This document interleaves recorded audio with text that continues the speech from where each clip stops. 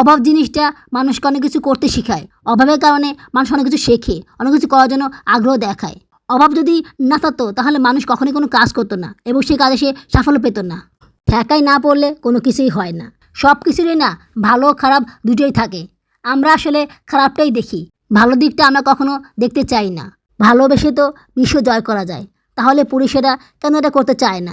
সব দিন এক যায় না, এক সময় অনেক ভালো যায়, আবার এক সময় অনেক খারাপ যায়। জীবনটা খুব বেশি বড় নয়। এই ছোট জীবনে যদি ভালো মন্দ খাবার খেতে না পারি তাহলে কি হয় বলো? তাহলে বেঁচে থাকার মর্মটাই কি? সুস্থ থাকাটা হচ্ছে সবচেয়ে বড় নিয়ামত। সবাই সেটা থাকতে পারে না বা সবাই সেটা পায় না। আমরা যে অবস্থানে আসি, যেভাবে আসি, সেভাবে আমাদেরকে আল্লাহ পাকের কাছে শুকরিয়া আদায় করতে হবে। তোমরা কি বলো আমার লক্ষ্মী আপুরা? আমাকে কমেন্টস করে জানাও তোমরা কতটুকু লেন্থে ভিডিও দেখতে চাও।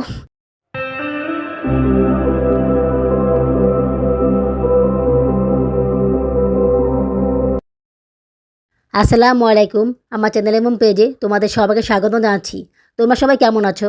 আশা করি আল্লাহর রহমতে ভালোই আছো। আমিও ভালো আছি আলহামদুলিল্লাহ।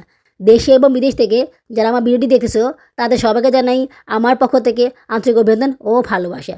নতুন আরও একটি ব্লগ নিয়ে আবার তোমাদের সামনে হাজির হলাম। তেল শেষ হয়ে গিয়েছে, তাই নিজের রিজার্ভে থাকা তেল দিয়ে পরোটাগুলো ভেজে নিচ্ছি। তেল শেষ হয়ে যায়, বাবুর আব্বু অল্প করে তেল নিয়ে আসে, আধা কেজি নিয়ে আসে, তো ওই আধা কেজি আর কয়দিন যায়। এই কারণে আমি আগে থেকে কিছু তেল রিজার্ভ করে রেখে দিই, যাতে করে পরবর্তীতে আমাকে সমস্যায় পড়তে না হয়। তাছাড়া এক বোতল তেল যদি আমি জমিয়ে রাখি তাহলে অনেক সময় আমার লাভও হয়। কারণ দেখা গেলো যে বাবুর আব্বু অনেক সময় তেল আনতে পারে না, ভুলে যায়, তখন আমাকে টাকা দিয়ে দেয়, তো সেই টাকা আমি আমার কাছে জমিয়ে রাখি। অত ভাবে যে টাকা পয়সা ম্যানেজ করি জানো না আপুরা, অনেক কষ্ট হয়, কিন্তু কিছু করার নেই। টাকা পয়সা ম্যানেজ না করলে সন্তানের ইচ্ছাগুলো, নিজের ইচ্ছাগুলো কীভাবে পূরণ করব। রুটি বানানো আর হবে না, কারণ আমার দাঁতে ব্যথা, দাঁতের সমস্যা অনেক বেশি হয়ে গিয়েছে। আগে তো এক পাশ দিয়ে খেতাম, এখন সেটাও পারি না, ওই পাশ দিয়ে খেতে পারি না, দাঁত ভেঙে গিয়েছে। তো কোনো খাবার খেতে গেলে সেটা ঢুকে যায়, তার মধ্যে আবার দাঁত এক পাশে ভেঙে গিয়েছে, ওখান দিয়েও খেতে কষ্ট হয়, পাশেরটাও নাড়াচাড়া করে। মনে করো যে দাঁতের ডাক্তার দেখানো আমার জন্য খুবই জরুরি হয়ে পড়ছে। তো আমি পরোটা খেতে পারি না। পরোটা যদি খেতে না পারি তাহলে কেন আমি কষ্ট করে রুটি বানাবো যদি আমি খেতে না পারি? তো এই কারণে আমি আজকে শেষ বানিয়ে নিচ্ছি। বাবুর আব্বুকে বলেছি যে তুমি যদি আমার দাঁতের চিকিৎসা না করাও তাহলে আমি আর রুটি বানাবো না। অনেক করেছে আপুরা, তোমরাই বলো। আমি সে কবে থেকে তোমাদেরকে বলতেছি যে আমার দাঁতে ব্যথা, দাঁতের সমস্যা, প্রায় তো 6 মাস হয়ে গেল। কই ওনার তো কোনো খবরই নেই। আমার যে কষ্ট হচ্ছে খেতে, এটা উনি বুঝতেই পারে না। আসলে উনি খায় তো, ওনার তো সমস্যা হয় না, এই কারণে আমার সমস্যাটাও উনি বুঝতে পারে না। আমি বলে দিয়েছি আমার দাঁতে চিকিৎসা না করালে আমি আর রুটি বানাবো না, কারণ আমার অনেক কষ্ট হয় রুটি খেতে। আমি পরোটা খেতে পারি না, খুব কষ্ট হয়। শুধু কি পরোটা, আমি ভারী কোনো খাবারই খেতে পারি না। মানে মনে করো যে সামান্য একটু বুট বা অন্য কোনো কিছু বা পেয়ারা, সেগুলো আমি খেতে পারি না, আমার দাঁতে খুব ব্যথা করে। আমি অনেক সহ্য করেছি, আর সহ্য করব না, কারণ এখন আমার পিঠ দেয়ালে ঠেকে গিয়েছে। দাঁতের চিকিৎসা আমাকে করাতেই হবে। হ্যাঁ, আমি চাইলে নিজে করাতে পারি, কিন্তু আমি বড় যে এক্সরে করাতে পারবো, কিন্তু এক্সরে করার পরে যে ট্রিটমেন্টটা দরকার সেটা আমি করাতে পারবো না, সেক্ষেত্রে অনেক টাকা লাগবে। বাবুরাবু কোনোভাবেই আমাকে এত টাকা দিবে না। কিন্তু উনি যদি আমাকে ডাক্তার নিজ থেকে দেখায় এবং সেই ডাক্তার যদি সেই ট্রিটমেন্ট দেয়, সেটা যত টাকাই হোক না কেন উনি অবশ্যই দিবেন। কিন্তু আমি বললে বা আমি সেটা করালে উনি কখনোই সে টাকা দিবেন না। এই কারণে আমি নিজ থেকে তাদের কোনো চিকিৎসা করাচ্ছি না। আমি 100% শিওর যে দাঁতের চিকিৎসা করতে গেলে হাজারখানা টাকা তো লাগবেই, অনেক টাকা লাগবে। বাবুর আব্বু অবশ্য বলেছে যে আমাকে দাঁতের ডাক্তার দেখাবে, কিন্তু আমি তার কথায় বিশ্বাস করতেছি না। উনি আমাকে দাঁতের ডাক্তার না দেখালে আমি আর রুটি বানাবো না, আমার খেতে অনেক কষ্ট হয়। উনি বলেছে ছেলেপেকে শেষ হয়ে গেলে আমাকে নিয়ে ডাক্তার দেখাতে যাবে। এখন উনি সে কথা রাখলেই হয়, তবে আমাকে চাপ দিতে হবে। চাপ না দিলে উনি যাবে না। হানিকম্বের এরকম একটা কড়াই কিনবো। এই কড়াইটা আমার অনেক কাজে লাগে, বহুদিন ইউজ করা হয়ে গেছে, এখন নিচে দিয়ে আবার ছলা উঠে গেছে, তো এটা ইউজ করা যাবে না আর। হানিকম্বের প্রোডাক্টগুলো অনেক ভালো। আমি এটা কিনেছিলাম না, ফ্রাই প্যান, ওইটাও অনেক ভালো, ওটা দিয়ে মাছ ভাজি খুব সুন্দরভাবে করতে পারি। আর যেটা আগে কিনেছিলাম সিরামিকের ফ্রাই প্যান, ওটা একদমই ভালো না, ওটাতে মাছ ভাজি করা যায় না, মাছ ভাজি করলে নিচে লেগে যায়, তাই ওটাতে আমি মাছ ভাজি করি না। অন্যান্য শুকনো মশলা ভাজা পোড়া করা বা পাউরুটি টোস্ট বানানো এসব কাজে ওটা ইউজ করি, আর মাছ ভাজি করলে ওই হানিকম্বের ফ্রাই প্যানটা ইউজ করি। তো আমি ঠিক করেছি হানিকম্বের 2টা কড়াই কিনবো, এরকম একটা ছোটো কড়াই কিনবো আর একটা বড়ো কড়াই কিনবো। বড়ো কড়াইটা কেন কিনবো? যে ইফতারের ভাজা পোড়া করার জন্য ওই বড়ো কড়াইটা কিনবো। যত যাই বই না কেন, ফ্রাই প্যানে ভাজা পোড়া করলে কিন্তু তেল বেশি লাগে, বেশি তেল দিলেও ভালোভাবে ভাজা পোড়া করা যায় না, দেখা গেলো যে অনেক তেল লাগে, কিন্তু কড়াইতে তেল কম লাগে, সেক্ষেত্রে ডুবো তেলে সুন্দরভাবে ভাজা পোড়া করা যায়। এটা আমি দেখেছি। ডুবো তেলে ভাজা পোড়া করলে না ওই খাবারগুলো অনেক মচমচে হয়, খেতেও ভালো লাগে। এই কারণে আমি একটি বড় মিডিয়াম সাইজের হানিকম্বের ফ্রাই প্যান কিনবো। এটা রমজান মাস আসার আগেই কিনবো। তার আগে একটা রাইস কুকার কিনবো। গ্যাস থাকে না, তো অনেক কষ্ট হয়ে যায় অ্যাকচুয়ালি সব কিছু করতে। তাছাড়া ভাত রান্না করতে অনেক সময় লাগে। রাইস কুকারটা হলে একটু সময়টা কমে যাবে আর কি, মানে তাতে করে কাজগুলো সেরে ফেলতে পারবো। এই কারণে রাইস কুকার কিনবো। গত বছরে রাইস কুকার কিনতে গিয়েও কিনিনি, কিন্তু এবারে শিওর কিনবো। লাল শাকের তরকারি রান্না করে নিচ্ছি। এই মাসে মনে হয় মাছ আর খাওয়া হবে না, আগামী মাস ছাড়া। কারণ এই মাসে ডাক্তার দেখাবো, তারপরে আবার বাচ্চাদেরকে স্কুলে ভর্তি করাতে হবে। সারার জন্য ভর্তি ফর্ম পূরণ করেছি এই মডেল একাডেমি, শিক্ষা বোর্ড আর পাইকপাড়া স্টাফ কোয়ার্টার, বেঙ্গলে। তো এই 4 জায়গায় করেছি আর কি। জায়নের মতন 5-6 জায়গায় করিনি। শুধু শুধু করে লাভ কি যদি ভর্তি করাতে না পারি? কারণ বেশি দূরে তো আমার পক্ষে যাওয়া সম্ভব না। 2টা বাচ্চা বাসায় রেখে আবার 2টা বাচ্চাকে গিয়ে স্কুলে নিয়ে যাওয়া অনেক কষ্টকর একটা বিষয়। জানি না আমি কিভাবে করব, তবে আমাকেই করতে হবে। আমি না করলে যে আমার সন্তানের পড়াশোনা করা হবে না। এইদিকে জায়নের পরীক্ষা চলতেছে। তো জায়নের পরীক্ষা হয়ে গেলে ওকেও স্কুলে ভর্তি করাতে হবে। তো সেক্ষেত্রে অনেক টাকা লাগবে। 2টা বাচ্চার ভর্তির জন্য প্রায় 20,000 টাকার মতো লাগবে, এর থেকে বেশিও লাগতে পারে। বাবুর আব্বু যে ওদেরকে ভর্তি করানোর জন্য রাজি হয়েছে বা বলেছে ভর্তি করাবে, এটাই আমার জন্য অনেক বড় কিছু। কারণ টাকা অনেক লাগবে। উনি যে না করে নাই, উনি যে ডিনাই করে নাই, বা উনি যে এটা নিয়ে তালবাহানা করে নাই, এতেই আমি অনেক খুশি, আলহামদুলিল্লাহ। আমি দেখেছি বড় কোনো কাজ হলে বা বড় কিছু করতে হলে তখন উনি ঠিকই করে, ওটা নিয়ে উনি তালবাহানা করে না। এই ছোটোখাটো কাজগুলো বা শ্মশানের কাজগুলো করতেই ওনার যত বেশি এক্সকিউজ। যাই হোক, তাও আমি খুশি যে উনি আমার বাচ্চাদেরকে স্কুলে ভর্তি করাবে। এটার থেকে বড় খুশি আর কী হতে পারে বলো? উনি যে কাজটা করার জন্য হ্যাঁ বলবে, সেটা উনি করবেই। সেটা করার জন্য ওনার যত কিছু করা লাগে উনি করবে। মানে সেই কাজটা করতে উনি কখনোই দ্বিধা করবে না বা কখনোই না করবে না। বাট যে কাজটা উনি করবে না, একবার না করেছে, সেই কাজটা উনি সহজে করবে না। অনেক তালবাহানা, অনেক ঘুরিয়ে ফিরিয়ে, মানে অনেক কাঠঠোকরা পেরিয়ে তারপর সেই কাজটা উনি করবে। আচার বানাবো, তোমাদেরকে বলেছিলাম না যে আমি জলপাই আচার বানাবো? তো সেই জন্য আমি মশলাগুলো কিনে নিয়েছি। বাবরা বউ তো কিনে দেয়নি, ওনার সাথে থাকলে আর আচার বানানো হবে না। তো এই কারণে আমি মশলা যা লাগে এগুলো কিনে নিয়েছি। আর মনে করো সরষে তেল কিনে নিয়েছি, জলপাই কিনে নিয়েছি। তাই এখন আচারটা বানিয়ে নিব। মাল্টি ফ্ল্যাগ বাবরা বউ কিনে এনেছে। এই ফ্ল্যাগটার দাম হচ্ছে 600 টাকা। উনি অবশ্য বলেছিল পিছনের সকেটটা ঠিক করে দিবে, সেটা আর করা হয়নি। তো আপাতত মাল্টি ফ্ল্যাগ দিয়ে কাজ করে নিচ্ছি। উনি বলেছে সময় পেলে সকেটগুলো ঠিক করে দিবে। আমি আজকে 2 কেজি জলপাই আচার বানাবো। এই কারণে আমি 2 চামচ আস্ত ধনিয়া, 2 চামচ আস্ত জিরা আর 2 টেবিল চামচ পাঁচফোড়ন আর 6টা শুকনো মরিচ নিয়েছি। এগুলোকে ভালোভাবে ভেজে নিয়ে মেশিনে গুঁড়ো করে নিয়েছি। একদম মিহি করে গুঁড়ো করে নিতে হবে, কোনো প্রকার আস্তদানা থাকা যাবে না। ব্লাইন্ডার মেশিনের ছোটো জারে মশলাগুলো গুঁড়ো করে নিয়েছি। ছোটো জারটা ভালো আছে, ওটার চাকাগুলো ভালো আছে, কিন্তু বড় জারের চাকাগুলো খুলে গিয়েছে। বাবুর আবার একটা পার্টস নিয়ে এসেছি, ওই যে চরকির মতো ঘুরায়, চাকাগুলো খুলে গেলে ওটা দিয়ে ঘুরালেই হবে। মানে স্ক্রু ড্রাইভ বা প্লাসের মতো, আমি জানি না, তোমাদেরকে দেখাবো। আমি যখন আবার ঘুরাবো না তখন তোমাদেরকে দেখাবো। বাবুরাব্বু অবশ্য আমাকে দেখিয়ে দিয়েছিল, আমি এখন এটা করিনি। করলে তোমাদের সাথে সেটা শেয়ার করব।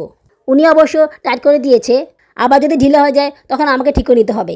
তোমাদেরকে বলার কারণ আছে, তোমাদের অনেকেরই হয়তো বা এই সমস্যাটা আছে। ওই পার্টসটা দেখালে তোমরা সেরকম একটা কিনে নিতে পারবে, তোমাদের অনেক উপকার হবে। রাইস কুকার কেনার জন্য আমি 1500 টাকা জমিয়েছি। আরও 1000 টাকা জমাতে হবে, 2500 টাকা জমাতে হবে। 2 লিটারের রাইস কুকারটা কিনবো। এটা মিডিয়ামটা কিনলেই হবে। যদি আরও বেশি টাকা লাগে তাহলে সেটা বাবুরাবু দিবে। বাবুরাবু অবশ্য আমাকে বলেছিল যে উনি কিছু টাকা হেল্প করবে, তাও সেটা 500 টাকা, এর বেশি মনে হয় না উনি হেল্প করবে। গত বছরে আমাকে বলেছিল যে তুমি 2000 টাকা আমাকে দাও, বাকি যা লাগে আমি দিয়ে নিয়ে আসবো। তখন তো দাম একটু কম ছিল, এখন মনে হয় বেড়ে গিয়েছে। জানি না এখন কত নেয়। আমার কাছে 2000 টাকা হলে আমি আবার দেখে আসবো দাম কত নেয়। যদি 2500 টাকা হয় তাহলে ওনাকে 2000 টাকা দিব। আর যদি 3000 টাকা হয় তাহলে ওনাকে 2500 টাকা দিব। উনি 500 টাকার বেশি মনে হয় না দিবে। তারপর চেষ্টা করবো, যদি উনি দেয় তাহলে তো আমার জন্য ভালোই হবে। রাইস কুকারটা কিনা আমার জন্য আসলে অনেক জরুরি হয়ে পড়েছে। দেখি কবে কিনতে পারি। বাচ্চারা জলপাই আচার খেতে খুব পছন্দ করে।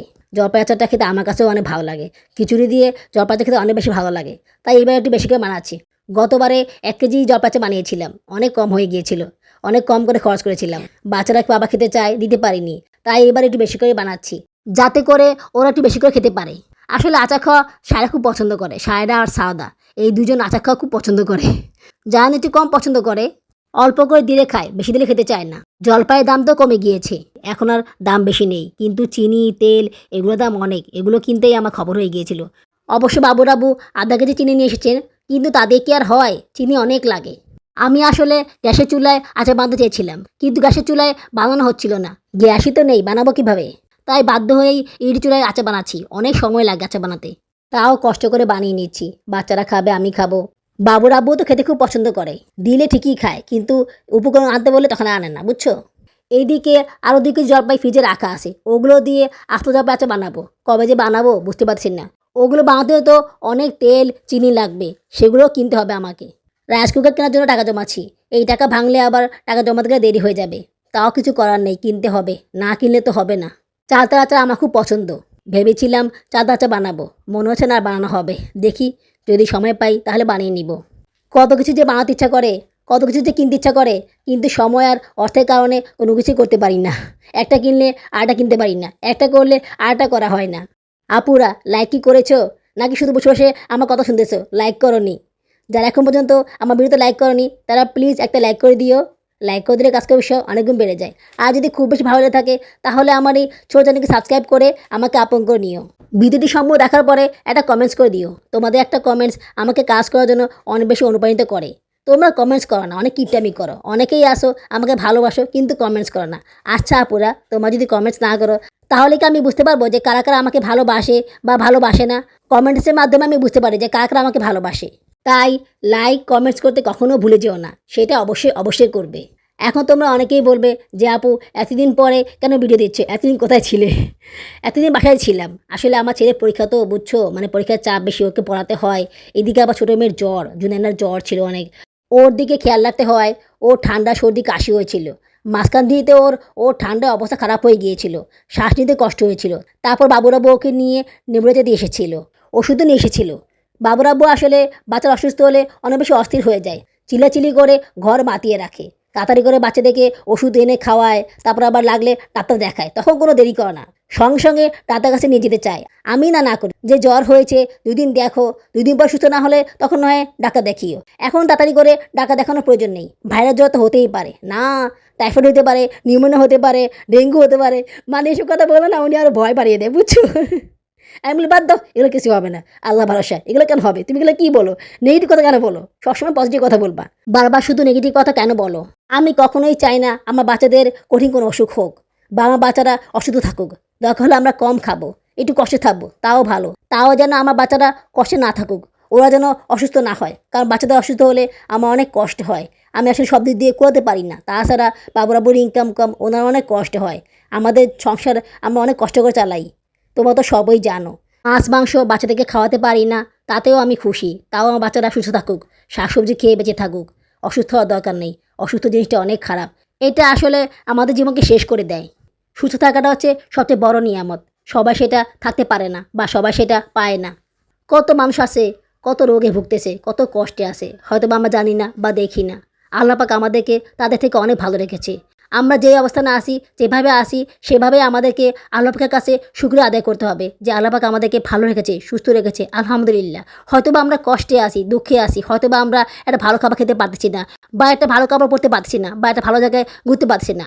আমাদের একটু চাওয়া পাওয়া অপূর্ণ থাকতেছে, বা আমরা আমাদের ইচ্ছাগুলো পূরণ করতে পারছি না। তারপরেও শান্তি যে আমরা ভালো আছি, সুস্থ আছি, এইটা ভাই কজন পায় বলো? তাই আমি খুব বেশি নিরাশ হই না। বলি, আল্লাহ আমাকে অল্প হলেও দাও, এতেও আমি খুশি। তারপরেও দাও, একদম না দিয়ে রেখো না। আমাদের তো ইচ্ছা করে কিছু ভালো মন্দ খাবার খেতে। জীবনটা খুব বেশি বড় নয়।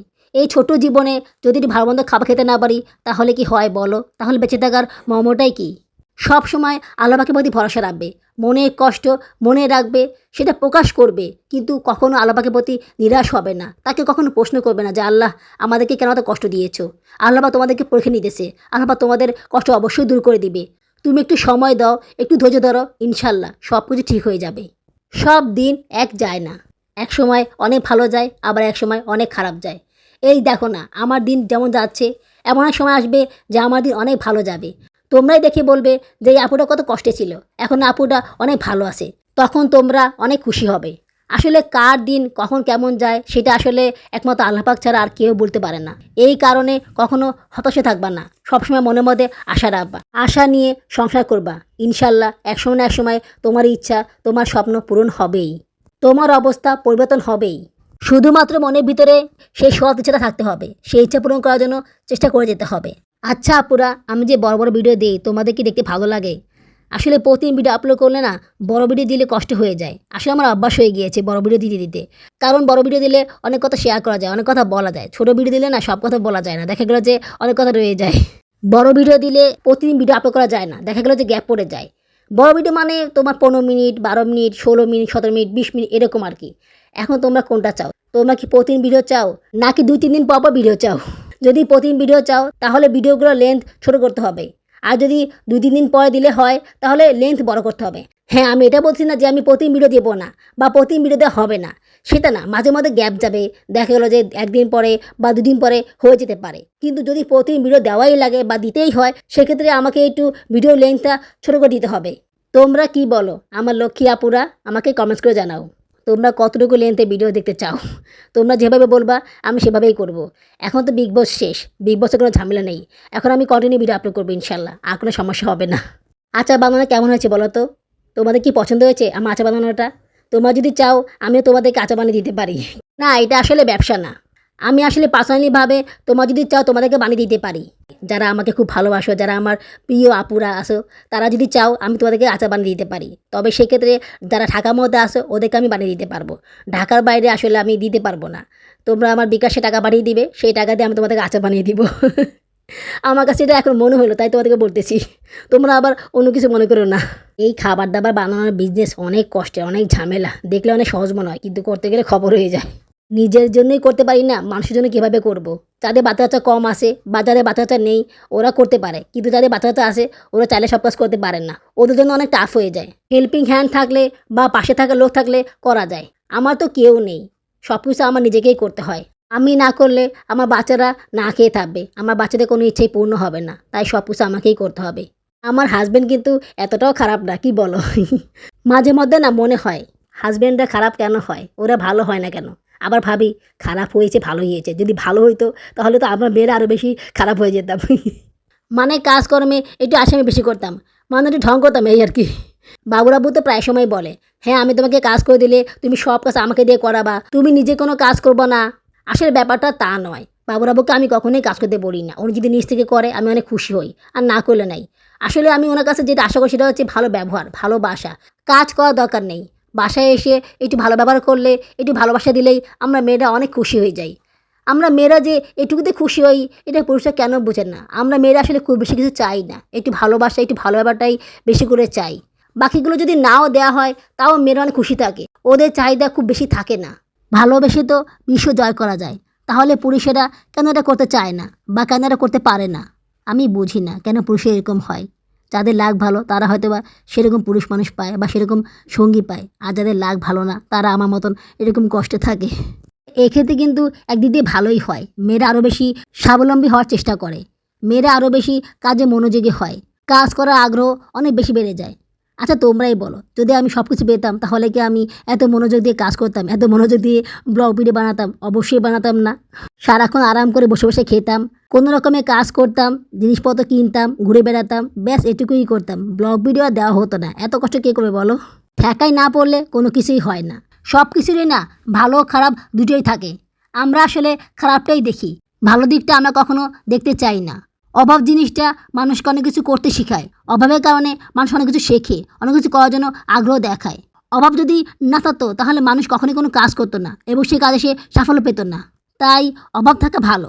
আমি না অনেক সময় মনে মনে খুশি হই যে আমি অভাবে আসি, খুব বেশি দুঃখী থাকি না। অভাবে আসি বলেই আমি কিছু করতেছি বা কিছু করার জন্য আগ্রহ দেখাচ্ছি। যদি আমি অভাবে না থাকতাম তাহলে আমি কখনোই কাজ করার জন্য এত বেশি আগ্রহী হতাম না বা আমি কখনোই স্বাবলম্বী হওয়ার চেষ্টা করতাম না। তাই অভাব জিনিসটা থাকা ভালো। দেখো জুনেনা আচার খেয়ে কী করতেছে। প্রথমে একটু খেলেও পড়ার খেতে চাচ্ছে না, জোর করে খাওয়াচ্ছি। আসলে একটু ঝাল হয়েছে তাই খেতে যাচ্ছে না। বড় দুইটা শুয়ে আছে। আচার বানিয়েছিলাম রাতের বেলা, সকালবেলা এগুলোকে কাঁচা জারে ভরে দিয়েছি। বাবুরাবু চলে এসেছিলো তাই আচারগুলো আর ভরতে পারিনি। তাছাড়া অনেক বেশি গরমও ছিল, আচার ঠান্ডা হতে অনেক সময় লাগে, এই কারণে সেই ঝামেলা আর করিনি। আচারগুলো খেতে কিন্তু অনেক মজা হয়েছে। বাচ্চাদেরকে একটু খাইয়ে আমিও খেয়ে নিয়েছিলাম। ভালোই লাগে খেতে, কিন্তু দাঁতে ব্যথা খেতে পারি না। একটু খাওয়ার পরে তো অবস্থা খারাপ হয়ে গিয়েছিল আমার। অনেক কষ্ট করে খেয়েছিলাম, অল্প অল্প করে খেয়েছিলাম, মানে দাঁতে ব্যথা হয়ে গিয়েছিল। আচার খেতে পারছিলাম না। পরে ভাবলাম যে কেন বানালাম, আমিও তো খেতে পারছি না আচার। বাবুরাবুকে দিয়েছিলাম, উনি তো খেয়ে অনেক খুশি। ফ্রি পাইলে খুশি তো হবেই। টাকা দিয়ে তো খাচ্ছে না, টাকা দিয়ে যদি খেতো তাহলে বুঝতো কেমন লাগে। আমিও চান্সে বলে দিয়েছি, তেল কিন্তু বাকি নিয়ে এসেছি, সেই তেলের টাকাটা আমাকে দিয়ে দিও। যদি এই বাহানায় ওনার কাছ থেকে আরও কিছু টাকা পাই। 2 বোতল পুরোপুরি ভরে গিয়েছে। আর কিছু আচার বাইরে রেখেছিলাম বাচ্চাদের খাওয়ার জন্য, আমার খাওয়ার জন্য। এগুলোকে আমি ফ্রিজের উপরে রেখে দিব, ফ্রিজের ভিতরে রাখবো না। এগুলো 1 বছর ভালো থাকবে, কোনো সমস্যা হবে না। গত বছর এভাবে রেখেছিলাম, কোনো সমস্যা হয়নি। আজ এইটুকুই, আগামী ব্লগে দেখা হবে। আল্লাহ হাফেজ। কমেন্টসে অনেক আপু, মানে কি বলবো, মানে প্রায় সব আপুরে আমাকে প্রশ্ন করে যে তৃতীয় সিজার করার পরে কত বছর গ্যাপ দিয়ে 4th সিজার বাবু নিয়েছো, দ্বিতীয় বা তৃতীয় সিজারের কয় মাস পরে বাচ্চা আবার কনসিভ করা যাবে। এই সকল বিষয়ে আমি তোমাদের ডিটেলসভাবে আগামী ব্লগে শেয়ার করব। আশা করতেছি আগামী ব্লগে তোমরা আমার পাশে থাকবে।